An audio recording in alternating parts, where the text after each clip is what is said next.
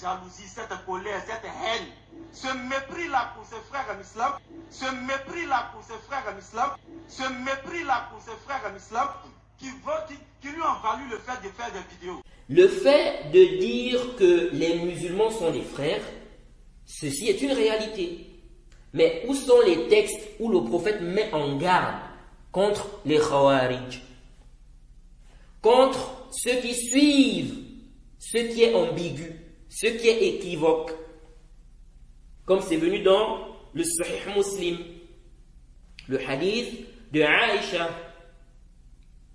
où est le texte où le prophète recommande aux compagnons de boycotter Ka'b ibn Malik pendant plus d'un mois. Pourtant, il était musulman. Donc, c'est un frère des musulmans. Où sont les textes où le prophète demande de combattre les Khawarij? Où est le texte où le prophète nous demande de prendre garde vis-à-vis des gens qui vont innover dans la religion? Où sont ces textes-là? Les Ikhwan mettent ces textes-là où? Et la voix des salafs sur le boycott, on met ça où? Tout ceci nous montre que les textes où Allah dit les croyants sont des frères, ou les textes où le prophète dit le musulman est le frère du musulman, ces textes-là ne suffisent pas.